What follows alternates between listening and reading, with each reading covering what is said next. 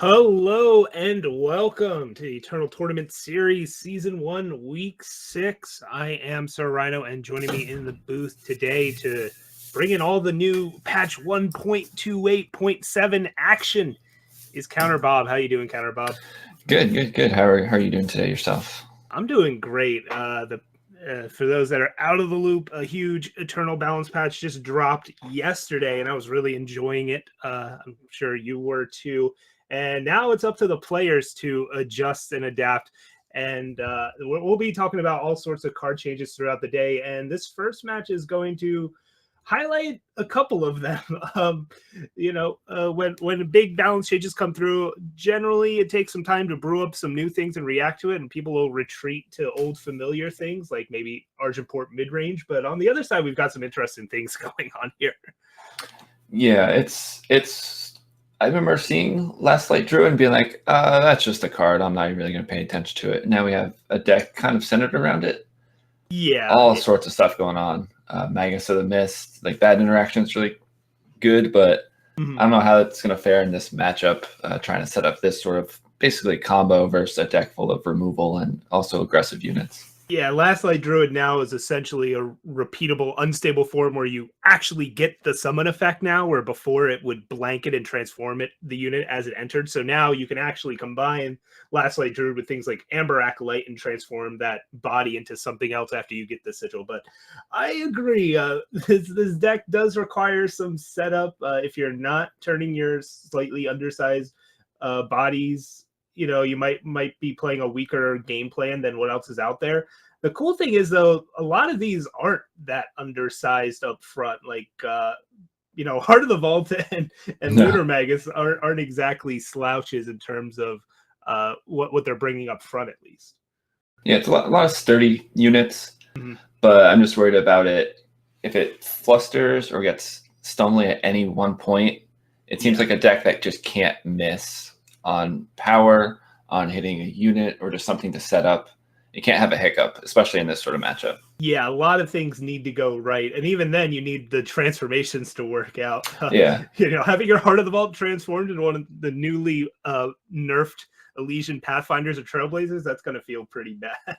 Yeah, it's always a risk when you're playing a deck it's just aReNGee. It's just like, okay, we can get a 1/1 or a 6/6. Who knows what's going to be. And we didn't talk much about Eternal Hans's deck as this match gets underway, but he's on Argentport midrange. You know it, you love it, or you hate it. The big change to that deck now is that Protect costs 2, and if you might not have noticed it, but there's 0 Protects in this 90-card list from Eternal Hans. Yep, not too surprised. They only ran, 2-3 main and then another in the side. And they just can't afford to wait for Taproot to cast it on 7. Yeah. Cast on 5 and just hope, or cast on 6. You can't really wait that long. And you have so many other powerful units that it's not that big of a deal. Yep. So luckily for TheClamburglar in this matchup, Eternal Hans had a pretty slow start. No Instigators or Overseers or turn 3 threats either. This is turn 4, and Hans has not played a threat yet. And he's got a couple options here. Has a Runehammer or an Impending Doom, and goes with the hammer. Yeah, I'm not too... I don't know, maybe I'm surprised by that. He has Commando, Doom. I don't see why the hesitation quite so much. Yeah, and this is where this will price TheClamburglar into playing an Observer again here, because this will continue Knight and kill the hammer. Yep. But yeah, I agree. Going hammer there to take out simply an Observer instead of getting pressure down against this deck that should fold to pressure is a little surprising. Yeah, like there's Lightning Strike, Permafrost. There's not too much. Like you want to get that out of his hand if he has it. Maybe he's fearing an unstable form against his own unit, but that's not going to happen. And I just got done saying that TheClamburglar is going to be priced into playing Observer to kill the hammer, but he opts to go with Amber Acolyte to draw a power here, even though he had plenty of power in hand. He did need a third primal source to play undepleted to play Magus of the Mist next turn, but I find that decision a little surprising. He could be trying to bait the hammer into Acolyte. Sure. Gets rid of it as well. You could always, as Hans, just pass up on that. Just leave it free, especially if you're going to play Tavrod, which draws into the permafrost, and that's not going to deal with that. Yeah, I'm just saying if your plan was to kill the hammer anyways, just play Observer, because that guarantees the hammer dies. Now, oh yeah, definitely. Now Tavrod comes down, and Hans gets to use a Slay on Magus of the Mist, and Tavrod gets to do his thing. Yep. Classic Tavrod. Yeah, there are no polymorphs in ClamBurglar's list except in the side. There's 4 in the sideboard, which we'll probably see coming. But main deck, there's basically no way to deal with Tavrod except unstabling him into a random 6-drop and then permafrosting. Yeah, and he'll need 2 lightning strikes or a block and a lightning strike, but yeah, or here we see a torch and a lightning strike. So ClamBurglar can play Observer, play a Sigil, and hold up lightning strike and torch, and that's the play here. Yeah, did Tavrod get a yes, he got a rune. So yeah. It's already gotten value. It'll get more value on the swing if it gets anything. So spending 2 cards to deal with it after it's already gained. Let's see if it gains a second card here. Yeah. Hans already has tons of cards, so even if he whiffs here, it's not the end of the world, but finds a Gem Blade off this Tavrod swing, has 8 spells in hand. Not running out of things to do this game, and this is not looking good for the ClamBurglar. No, I assume he's going to follow up with another Tavrod and then just keep this steamroll going. Yeah, you could go Tavrod here. I also wouldn't have hated just going 2 evasive units here and just start pressuring. It's not like you need more gas in your hand. You just need to kill your opponent quickly at this point. But it can only be so wrong to play a Tavrod. Yeah, could have gone Commando, Tinker, put the Gem Blade on one the next turn, or Bloodletter on one of them, and just build them up. So here we see ClamBurglar spinning the wheels, digging around, throws away an Acolyte, gets a Lunar Magus down. And this is the downside of playing, Nightfall cards, is if you're not gaining more from them than your opponent, it can be a downside. Now, the whole point is with Last Light Druid, you need your Nightfall triggers to transform things, but it's against a deck like Argentport where their weakness is card draw. You're just shoring it up for them. Yeah, this is definitely not the best matchup for it. But if you do go off, there's a chance, like in any matchup, even if you're 90-10 and you're on the 10 side, you still have that 10% chance. Yeah. But it's rough. And Eternal Hans hits twice off Tavrod because why not? He just needs to constantly have a full hand. And ClamBurglar has a permafrost for this Commando, can lay down an Observer to kill the hammer, but I don't see how he swings this back in his favor. Yeah, I don't see a comeback, and I think Tavrod's just mad that he was out for a week or 2, and he's just showing, just reminding us on how good he actually is. Doesn't even play the Observer. Maybe I don't know if ClamBurglar is forgetting that Observer can kill hammers, or he just doesn't care and wants to cast a Wisdom here. But if you're waiting to cast Wisdom, I would have done it on your own turn rather than waiting. Yeah, he could also kill it with Torch. There's 2 ways to kill it. Oh boy. Yeah, he's just gonna die instead. This Bloodletter also adds 1 extra stats thanks to the permafrosted Unseen Commando, but that didn't really matter there. Yeah, it was an uphill battle all along the way. Like we said that, Eternal Hans was slightly stumbling and didn't get out pressure early, but with that hammer play on turn 4, I believe. But it seems like he wasn't too worried. He's just kind of maybe being cautious and wanted to sure things up before letting things down. All right, so players will go to sideboards here, and as we said, I expect ClamBurglar to bring in polymorphs of some number as removal. I don't know how much, or what removal he's going to cut, because he still needs his early game removal to deal with those flyers, but perhaps the lightning strikes go, because Torch and Permafrost basically deal with all of those early game flyers. Like they're all X3, so the lightning strike may be less necessary here.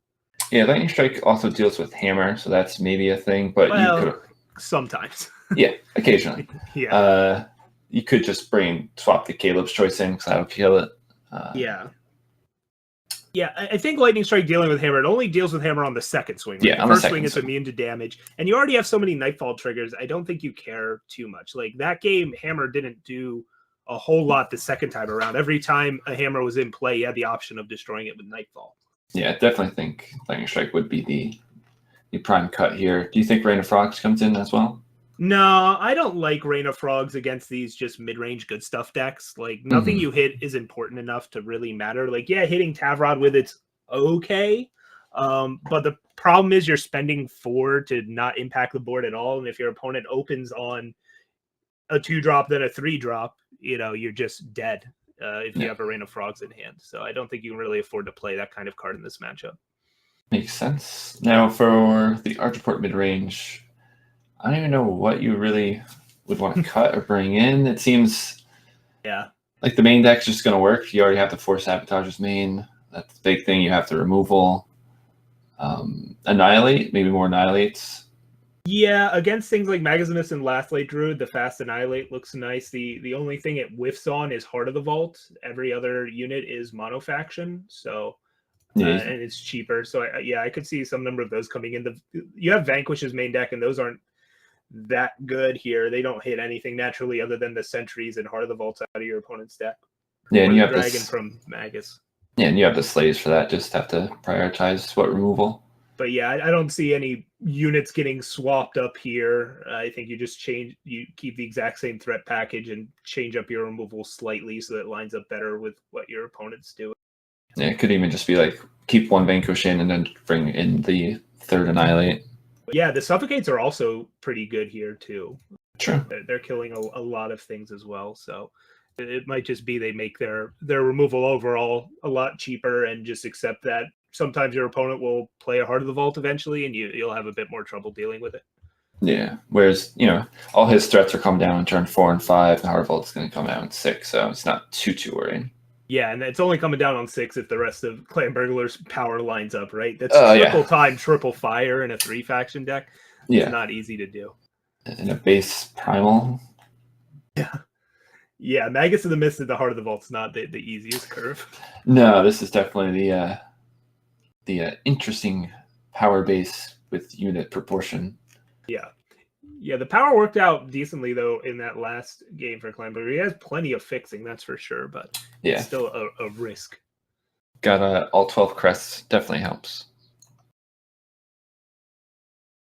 It looks like this match is underway. Players are looking at hands to mulligan. Clanburglar was going to ship that. It only has 2 power and no primal. It's not a bad hand. Crest turns 1 and 2, then into the Observer. You have removal for any of the early units. And Hans, if he wants to apply pressure, needs to draw an undepleted Shadow Source to get that turn 2 Instigator down. So that might be what he ends up digging for with that crest. Clanburglar sees another Titan and is willing to double up on those. He brought those in. They were in the sideboard. Yeah. That's interesting. Yeah, I guess you just want to up your threat quality in this matchup.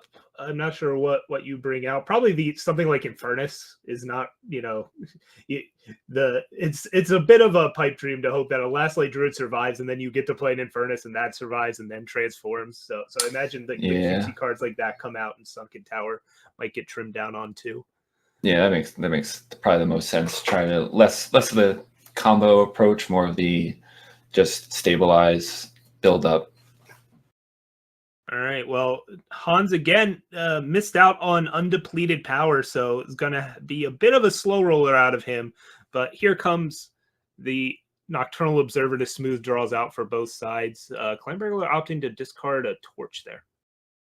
Yeah, it looks like Hans is going to be a turn behind on it. He does have the Justice Sigil. Yeah. So you could go 2-drop, play the Crest, next turn follow up with Impending Doom. Yeah, was going to draw that Sigil regardless, but that Nightfall trigger also revealed that he got a Vara's favor, just digging him deeper and helping him curve out, but instead opts to Annihilate. He does not like keeping these Nocturnal Observers alive. We've found out that so far. So there's the Druid. Yeah, the Druid, though, a little weird with 2 Sandstorm Titans in hand. You kind of just want to play those. One card's a little bit better than the other. Yep, and Eternal Hans just used an Annihilate, and now has no answer to this Sandstorm Titan. He probably did not expect those to come in. Yeah. He probably didn't think of that sort of game plan of build up more threats. There's a bunch of flyers in the Art deck. You have Tinker Overseer, Unseen Commando, Valkyrie Enforcer, so it can kind of ground those as long as it doesn't get hit by the Enforcer itself. So it's not a bad game plan. Well, TheClamburglar wants to put on a show and opts to switch up to Last Light Druid here, which is kind of got a Strand Sandstorm Titan in hand for a couple turns. Because I doubt you want to play it out while it's night. Yeah. Interested to see what happens here. Well, first, it looks like Observer will come down and start looting. Ooh, finds a Magus of the Mist. That is the real Wombo combo with Last Light Druid. When you play that, both it and the dragon will transform. So they'll just discard a Sandstorm Titan here. Likes to have Torch plus Lightning Strike to take out Tavrod, and bashes in with the Sandstorm Titan. Yep, he can even block with Titan. Mm-hmm. He wants. And this. All right, Nocturnal Observer transforms into a Cutbrush Cartographer, which will be a 2/3 potentially next turn if it survives. Plus the Nightfall trigger turns it into a 3/3. Yep. So Bloodletter on the Tavrod, you could. Is that enough damage to block and then also use Torch and Lightning Strike? That's a 3 for 1 or 3 for 2. Yep, that would do it, but opts to not kill the Tavrod, letting the 8/10 stay in play. It looks like he got another Bloodletter off of it. Yeah, and now Valkyrie Enforcer will silence the Sandstorm Titan instead of the Last Light Druid. Wants his flyers to stay in flight here. Yeah, I assume he's probably planning on putting the Bloodletter on that Valkyrie Enforcer. Mm-hmm. There's 2 more Sandstorm Titans, though.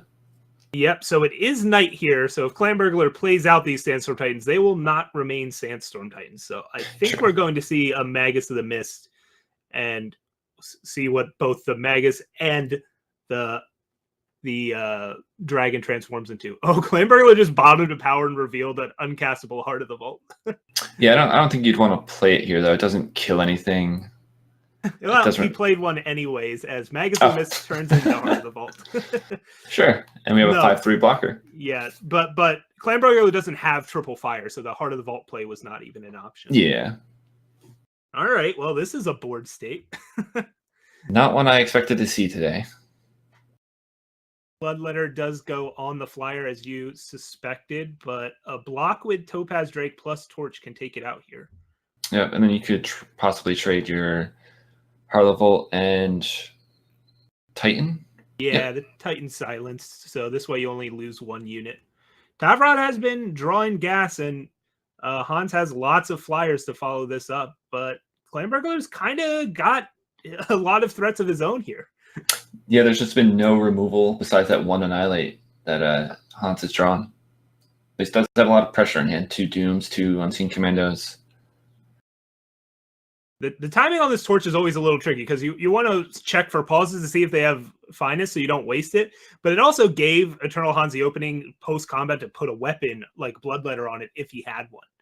Yeah, it's always tricky when you know, especially when you know the opponent's deck list and you see all their little tricks they may have. Willy-nilly unranked, you might be more willing to do it, but there's a little more stakes here in the tournaments. Yeah, Hans has finest hours in the side. It wasn't likely that he brought him in, but I respect, playing around it, finding those openings. Yes. Looks like it's going to be Impending Dooms versus Titans, and Team Titans will win that one for the time being. Yeah, TheClamburglar has drawn all 4 Sandstorm Titans this game. Discarded 1, but that sideboard plan's working out well so far, grounding these big flyers. Yeah, you could swing, hope he blocks, and then try to bait out the block for the Vera's favor, but he has that 11, so I'm just going to use it.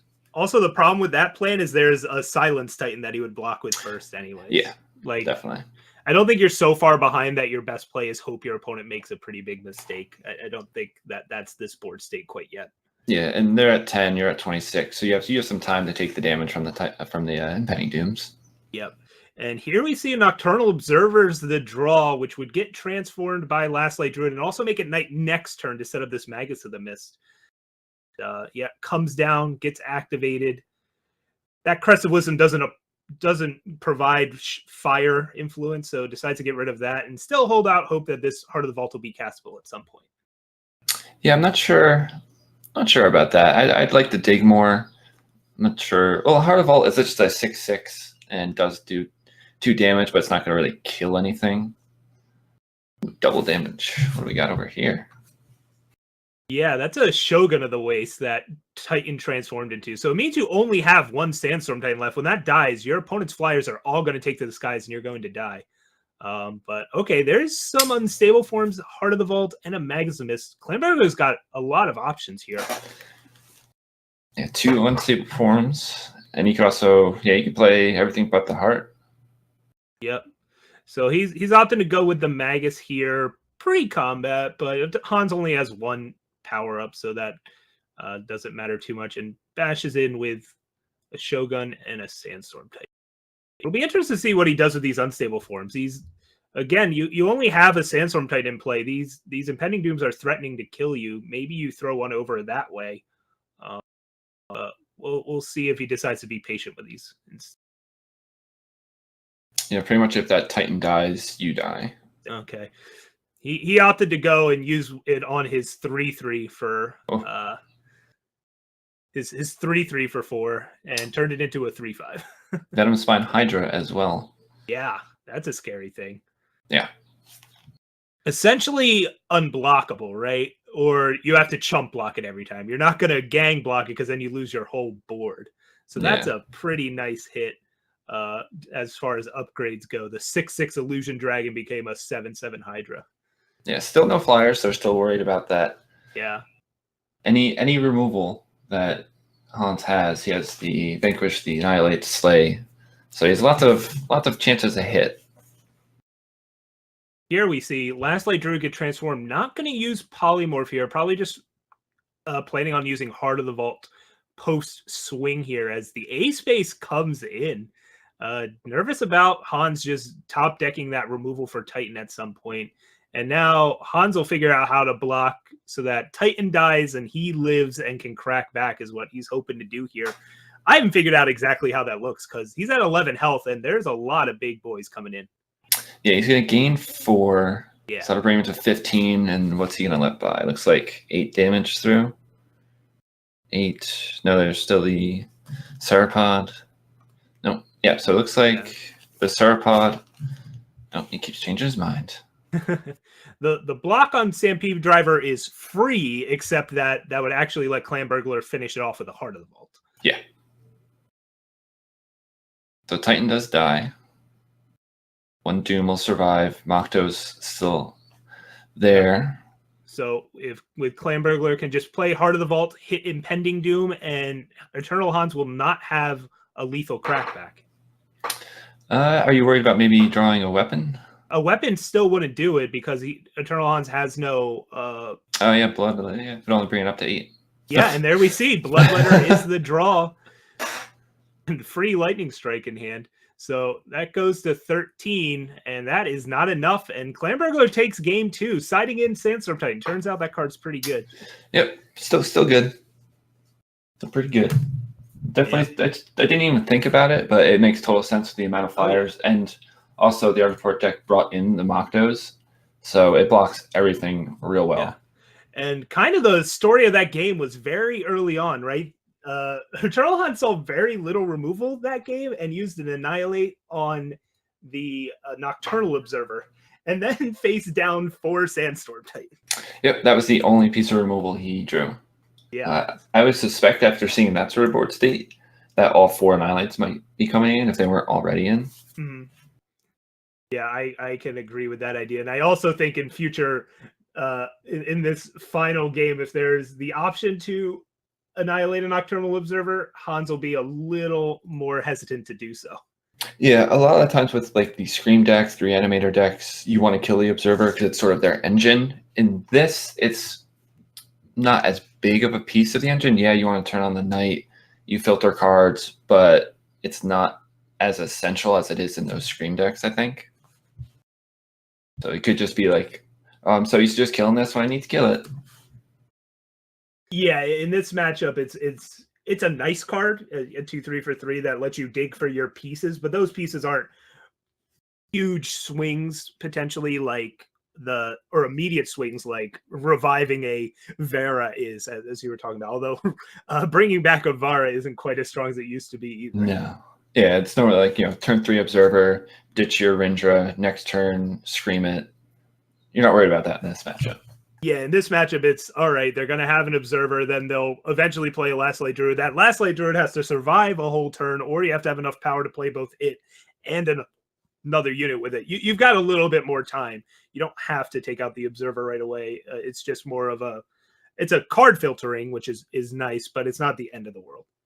Yep, looks like Hans has 2 pair over there. Mm-hmm. Ooh, make that a full house. Yeah, he'll finally have a 2-drop on turn 2 in this matchup, and man, that is a whole lot of flight in hand there for Hans. That's the kind of hand he wants to see in this matchup. Yeah, he definitely needs to pick up some power, though. There is a Sandstorm Titan with TheClamburglar, but he can just silence it with the plethora of Valkyrie Enforcer in hand. And there it is. Justice Sigil is the draw for Hans. A Valkyrie Enforcer comes down, and he's ready for Titans, as you said.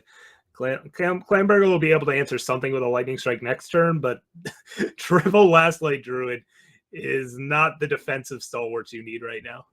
No, it seems like each player is drawing 3 of 1 card this game, just for whatever reason. They're trying to play poker instead. Yeah, and here we go. The flyers keep coming. Hans will decide how many Valkyrie Enforcers he wants to deploy. And yeah, I'll still hold on to 2 of them here, even with the Vanquish in hand. Yeah, you want to save the Vanquish for anything that may transform into something you might not be able to deal with or aren't prepared for, or maybe the Heart of Volt later on if we get to that point. Yeah. And here's the cost of that you can run into with 3 faction mana bases is a whole lot of depleted power for TheClamburglar this game. There was just that one sigil he played. Every other power he's played has been a crest, and he's feeling the pain. At 17 health already, Hans found a Tavrod, so it's all gravy from here on out as far as draw steps go for him. Yeah, sometimes with these decks, you're always just playing a turn behind. Like a 5/6 on turn 4 is awesome, but on turn 5, it's a little less awesome, especially now it's just a vanilla 5/6. Yeah, and TheClamburglar is looking at a lethal swing next turn. That's 10 in the air.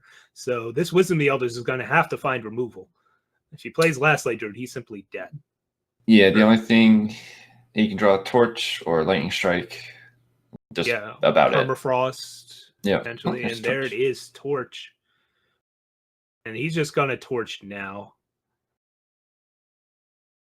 He could have, not seen any pauses, so he just wanted to make sure. Mm-hmm. There we go. In comes the Flying Brigade. TheClamburglar does have a Heart of the Vault as the draw next turn. That gives him a shot at staying alive here. Heart of the Vault takes out a 2-drop flyer, draws a free Lightning Strike or Torch, but it's an Amber Acolyte. Yeah, you need to hit that Torch or Lightning Strike. Doesn't look like he's going to get through. This is kind of how I saw the matchup more going.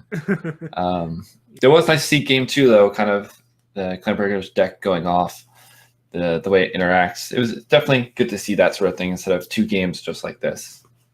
Yeah. This was more what we were expecting, where Hans actually had a 2-drop to pressure it, where in the other 2 games he did not. And we saw the difference that made in this matchup as he takes it down 2-1. Yes. Very nice to see people coming out with wild ideas. Well, not wild, but out of the box thinking rather than just going to old faithful Arch Reports or Stone Scar variants that we'll be seeing today. So I do appreciate it. You got to give it a shot, right? Yeah. There's always those players that are like, oh, so the meta's playing this? Well, I have this deck. I'm going to play this. Yeah. So hats off to both players. Turns out Arch Report Mid is still Arch Report Mid doing its thing. But it was fun to see Last Light Druid. I imagine most players haven't seen that card too much. So yeah, I believe fun. I opened one and I was like, nah, I'm not going to use this. I'll scrap this. I'll get a Behemoth instead. Yeah, I am skeptical of it ever being, say, a high tier competitive deck, but I think it'll be a fun deck to play around with on the level of like maybe a Crown of Possibility style deck where it's just good enough that you can have a lot of fun, because that game too certainly was some fun. Oh yeah, it was great to watch. I'm sure playing it, it's a lot different of like, ooh, I hope this turns into, it's a lot of crossing fingers. But as a viewer, it's like, okay, cool. Let's roll those dice. All right, so I'm trying to get any word on if we've got time for a backup. That did go 3 games, so yeah, it looks like no backup here. So we're going to be setting up the next round, and we'll have more exciting new meta action when we return here on the Eternal Tournament Series.